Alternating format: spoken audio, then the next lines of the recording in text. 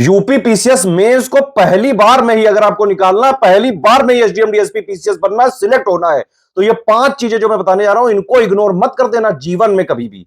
पहली चीज है, हिंदी का पेपर 150 नंबर का आएगा टोटल। अगर आप यूपी पीसीएस का मेंस का देखें, 1500 नंबर का पेपर है टोटल, जिसमें से 150 नंबर का हिंदी का पेपर आता है। सामान्य हिंदी का 5 टॉपिक होते हैं इसमें, ठीक है। और ये वाले पेपर में अगर आपके 100 से कम नंबर आते हैं तो रैंकिंग में आपकी अच्छी खासी मतलब रैंक पिछड़ सकती है। इसमें ज्यादा से ज्यादा नंबर लाने की कोशिश करें। बहुत इजी पेपर होता है, आराम से इसको टैकल करके 100 से ऊपर नंबर लाए जा सकते हैं। जनरल हिंदी या सामान्य हिंदी का 5 टॉपिक है सिर्फ, और इसके लिए बहुत ज्यादा समय भी देने की जरूरत नहीं है। आराम से ये 1 हफ्ते में प्रिपेयर हो सकता है।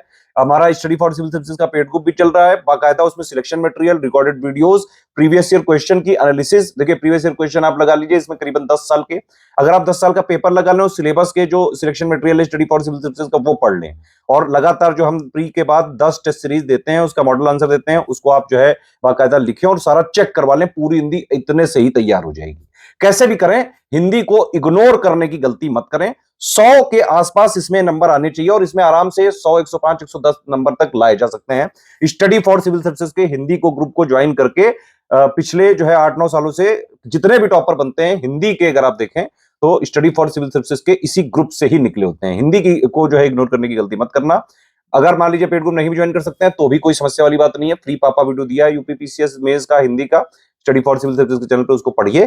प्रीवियस ईयर क्वेश्चन की एनालिसिस हमने दी है, उसको भी आप करिए और प्रैक्टिस करिए खूब, ठीक है। दूसरी चीज, सिलेबस जो है जीएस का 1 से लेकर 6 तक का 107 पॉइंट का सिलेबस है, ठीक है। तो 107 पॉइंट में हर एक पॉइंट में जो जो चीजें लिखी हुई हैं अक्षरशः, मतलब एक एक वर्ड इंक्लूड करते हुए, हर एक पॉइंट का आपको स्टैटिक जीएस जो है पूरा आना चाहिए। उसका 360 डिग्री कवरेज आपको पता होना चाहिए, उसके फैक्ट्स पता होने चाहिए, और 1.5 साल का करंट अफेयर का उसका अपडेट भी पता होना चाहिए। ये पढ़ने वाला पार्ट है, इतना करना ही पड़ेगा। यूपी पीसीएस एग्जाम की आदत है कि कई सारे क्वेश्चन ये लोग सिलेबस के डायरेक्टली पॉइंट से ही आगे पीछे कुछ जोड़ के बना देते हैं। तो सिलेबस को इग्नोर करने की गलती मत करना बेटा, समझ रहे हो ना। सिलेबस के एक एक पॉइंट इंपॉर्टेंट है, और कई बार आगे पीछे जरा सा जो है शब्द जोड़ के ही क्वेश्चन बन जाता है। आप अगर 2018 से जब से पैटर्न चालू हुआ है 2023 तक के पेपर उठाओ, उससे सारी चीजें समझ में आ जाएंगी। तो सेकंड पॉइंट को इग्नोर ना करें। थर्ड पॉइंट तो बेहद जरूरी है, इसके बिना तो मेंस में आज तक ना जीवन में किसी का हुआ है सिलेक्शन, ना कभी होगा और ना ही कभी हो सकता है। थर्ड पॉइंट क्या है? आंसर राइटिंग प्रैक्टिस और प्रीवियस ईयर क्वेश्चन की एनालिसिस, ठीक है। प्रीवियस ईयर क्वेश्चन की एनालिसिस अब आपको कितनी करनी है? देखो 2018 से पूरा जो है पैटर्न बदल चुका है, तो 2018 से लेके अभी तक जितने मेंस के पेपर हुए हैं जीएस के, उन सब की आप जो है मेंस की प्रीवियस ईयर क्वेश्चन की एनालिसिस जरूर करो। हमारा 78 वाला ग्रुप है, उसमें हम बाकायदा मॉडल आंसर के साथ जो है सारे क्वेश्चंस पीवाईक्यू वाले देते हैं, उनको आप एक बार देखें, पढ़ें। उसका वीडियो भी हमने फ्री में दिया हुआ है, पापा वीडियो ईयर वाइज दिया हुआ है। अगर जो पेड में नहीं है वो बाकायदा हमारे Study for Civil Services channel से भी देख सकते हैं, उसकी एनालिसिस जरूर कर लें। और आंसर राइटिंग रगड़ दो बिल्कुल। मेंस में आप पढ़ चाहे जितना भी लो, बिना लिखे सिलेक्शन नहीं हो सकता है। ये आप जो है सत्य जितनी जल्दी एक्सेप्ट कर लेंगे, उतनी जल्दी आप मेंस के में सिलेक्ट होने की कोशिश करने लगेंगे। आंसर राइटिंग के रेगुलर प्रैक्टिस के ग्रुप हमारे चल रहे हैं, स्टडी फॉर सिविल सर्विसेज के। टेस्ट सीरीज के भी बाकायदा रियल एग्जाम, ओरिजिनल एग्जाम जैसी टेस्ट सीरीज का भी ग्रुप चल रहा है। Complete test series with model answer, complete जो है उसका फीडबैक, चेकिंग, पड़ताल, गाइडेंस, एक एक इंप्रूवमेंट पॉइंट बताया जा रहा है। आंसर राइटिंग के रिगरस आंसर राइटिंग के ग्रुप चल रहे हैं, एसे राइटिंग के ग्रुप चल रहे हैं, हिंदी राइटिंग के ग्रुप चल रहे हैं। ज्वाइन करके आप उसमें प्रैक्टिस करो। मेंस में बिना प्रैक्टिस के अगर जो है आप सोच रहे हैं, बिल्कुल गलत सोच रहे हैं, नहीं हो पाएगा। चौथी चीज है कि आपको जो है पूरा पेपर अटेम्प्ट करने की रणनीति अभी से होनी चाहिए आपके पास। आप समझो पूरा गेम क्या है। जीएस 1, 2, 3, 4, 5, 6 6 पेपर होने जनरल स्टडीज के। हर एक पेपर में 10 क्वेश्चन आएंगे 125 वर्ड के, और 10 क्वेश्चन आएंगे 200 वर्ड के।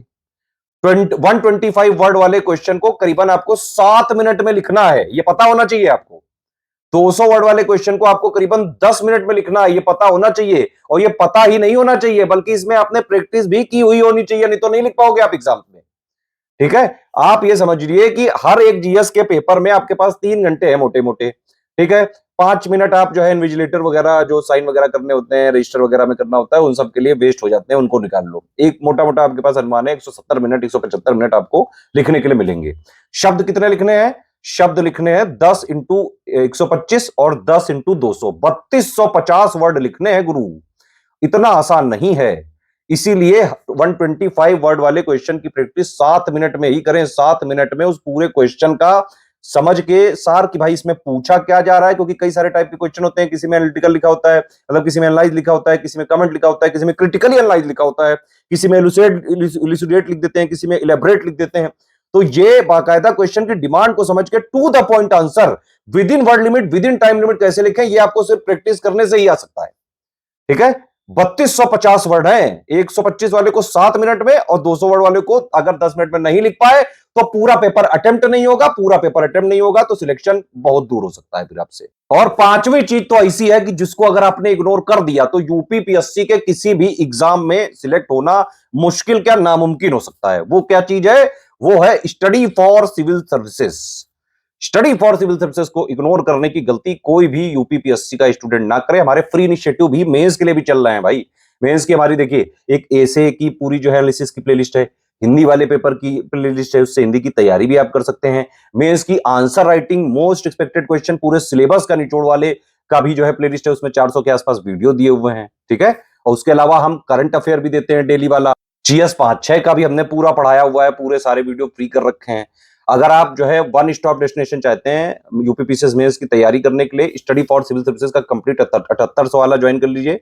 उसमें सब कुछ स्टैटिक जीएस वाला प्लस जो है करंट अफेयर मेंस के सब कुछ एक ही जगह आपको मिल जाएगा। आंसर राइटिंग के, एसे राइटिंग के, हिंदी राइटिंग के, टेस्ट सीरीज ओरिजिनल जो है जैसे आती है एग्जाम में, रियल एग्जाम जैसी टेस्ट सीरीज के राइटिंग प्रैक्टिस के ग्रुप हमारे चल रहे हैं। उनको ज्वाइन करके स्ट्रिक्टली एग्जाम तक फॉलो करके आराम से सिलेक्शन ले सकते हैं आप। अभी नया आंसर राइटिंग के भी बैच चालू हुए हैं।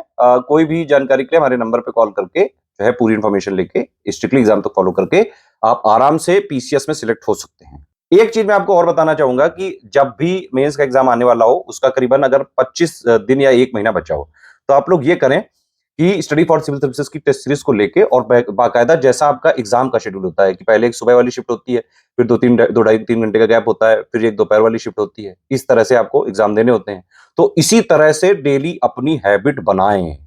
एक सुबह वाली शिफ्ट में 3 घंटे बैठें और लगातार लिखें और 20 क्वेश्चन पूरे होने चाहिए, ये ध्यान रखना।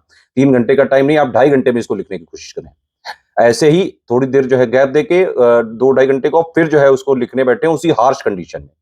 3-3 घंटे की सिटिंग डेली जो है आंसर राइटिंग प्रैक्टिस की जरूर करें मेंस के एग्जाम से पहले, अगर आपको सिलेक्ट होना है।